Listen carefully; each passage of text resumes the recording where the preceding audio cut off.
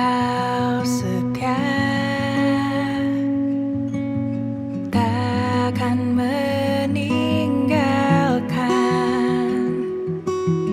dan ku percaya engkau milikku dan ku milikmu. Kerinduanku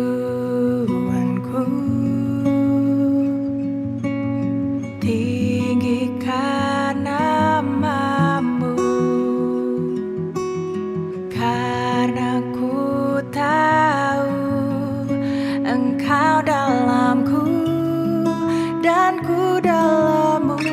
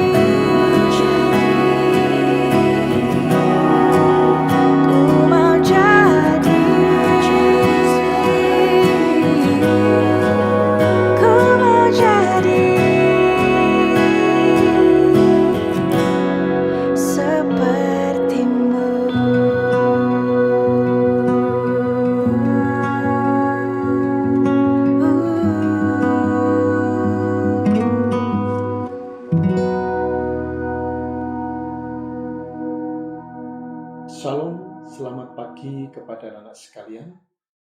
Pagi ini kita akan bersama-sama merenungkan kebenaran firman Tuhan.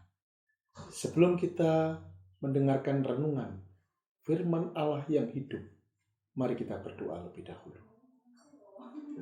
Bapa di dalam surga, Tuhan kami yang maha mulia, sungguh hati kami penuh ucapan syukur kepada Engkau, sebab pemeliharaan, penyertaan, dan kasih-Mu yang telah Tuhan anugerahkan bahkan limpahkan dalam kehidupan kami.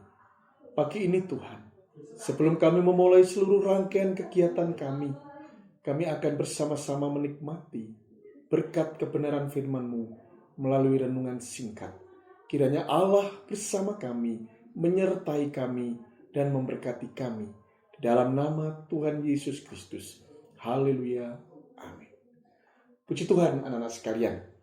Pagi ini saya akan bawakan renungan tentang perumpamaan yang disampaikan oleh Tuhan Yesus tentang hal penghakiman. Kita membaca di dalam Matius 7 ayat yang pertama sampai ayat yang ke-5. Hal menghakimi.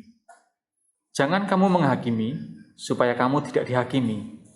Karena dengan penghakiman yang kamu pakai untuk menghakimi, kamu akan dihakimi, dan ukuran yang kamu pakai untuk mengukur akan diukurkan kepadamu. Mengapakah engkau melihat selumbar di mata saudaramu, sedangkan balok di dalam matamu tidak engkau ketahui? Bagaimanakah engkau dapat berkata kepada saudaramu, biarlah aku mengeluarkan selumbar itu dari matamu, padahal ada balok di dalam matamu? Hai orang munafik, keluarkanlah dahulu balok dari matamu, maka engkau akan melihat dengan jelas untuk mengeluarkan selumbar itu dari mata saudaramu. Anak-anak sekalian yang dikasihi oleh Tuhan, balok dan selumbar mempunyai ukuran, mempunyai kualitas yang berbeda. Sehingga perumpamaan ini Tuhan Yesus ingin menjelaskan bahwa kita manusia belum sempurna untuk mengadili ataupun menghakimi sesama kita. Hal yang terpenting kepada anak sekalian, dengan kita menghakimi orang lain, ini membuat hubungan, membuat persaudaraan, bahkan di keluarga akan menjadi rusak, akan menjadi hal yang memisahkan, bahkan menjadi hancur. Karena kita menghakimi orang lain. Sehingga anak sekalian, Tuhan tidak menghendaki kita menjadi hakim bagi sesama kita. Karena penghakiman itu menjadi haknya Tuhan. Di dalam kitab Keluaran dalam kitab Ulangan pertama ayat yang ke-17, karena pengadilan itu kepunyaan Allah. Anak sekalian, ketika kita saling menghakimi adalah tindakan yang sangat berbahaya.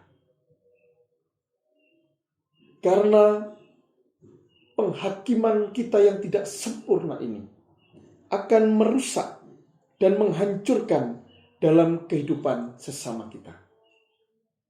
Tidak jarang dengan kita menghakimi sesama kita, hubungan kita menjadi rusak.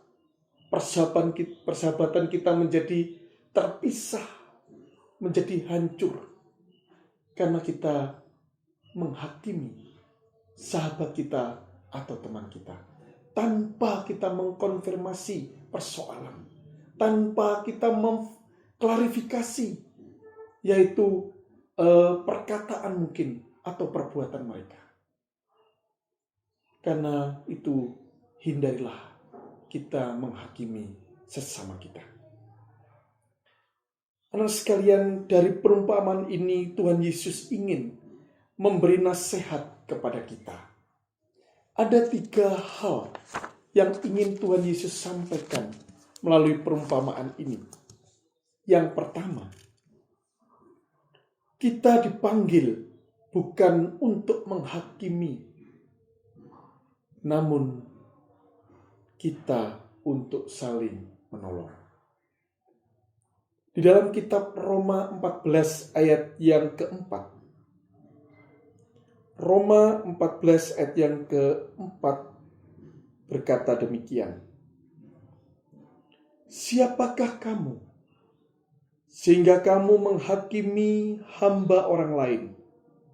Entahkah ia berdiri, entahkah ia jatuh, itu adalah urusan tuannya sendiri.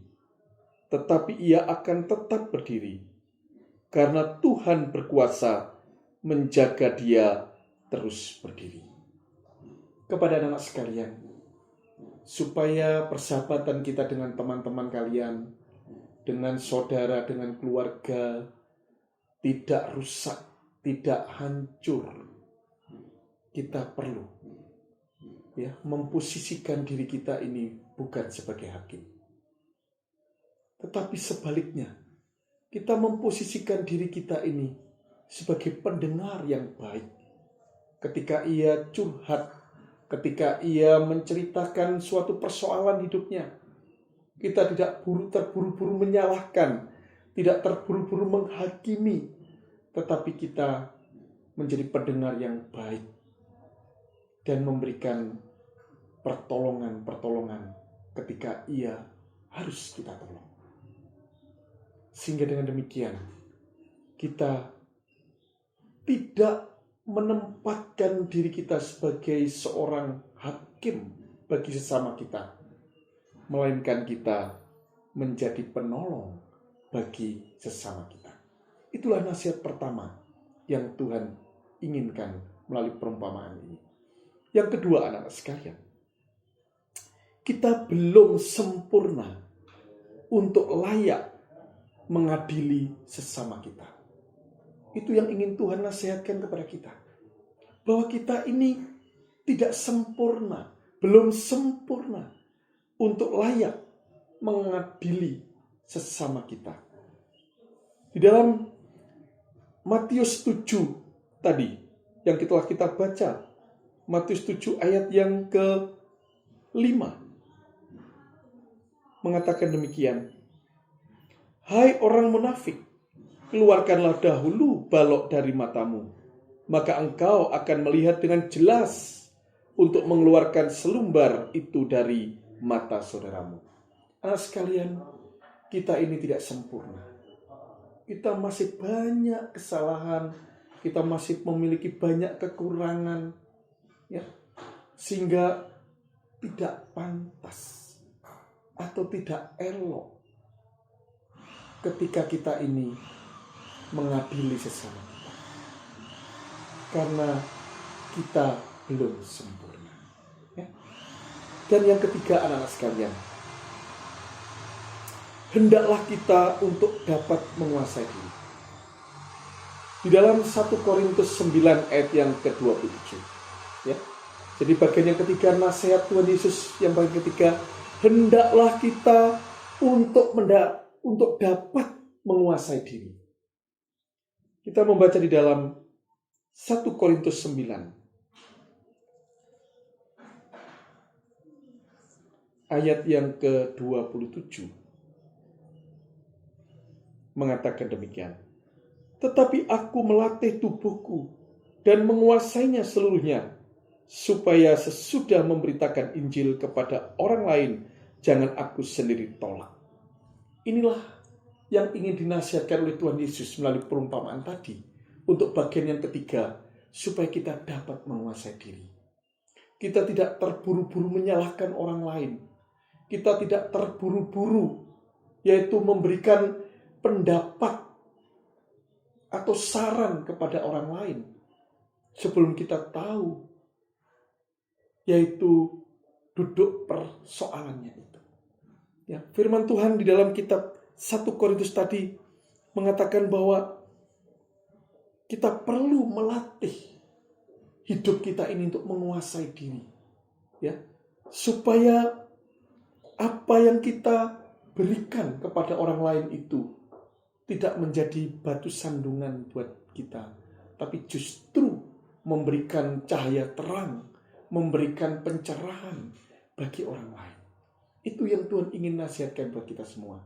Jadi yang kasih Tuhan, yang perlu kita ingat yang pertama, ya, Tuhan melarang kita untuk menghakimi orang lain karena yang pertama, kita ini tidak layak untuk menjadi hakim bagi orang lain. Yang kedua, kita ini tidak sempurna, maka kita tidak layak pula untuk mengadili sesama kita. Dan yang ketiga, kita perlu terus mengendalikan diri kita supaya kita tidak terburu-buru untuk menyalahkan orang lain, untuk mengadili orang lain. Kita perlu menjadi pendengar, menjadi sahabat yang baik, serta kita menjadi penolong yang bisa memberikan pencerahan, memberikan cahaya terang bagi sesama kita. Demikian renungan pagi ini. Mari kita berdoa. Bapa di surga, pimpinlah kami Tuhan.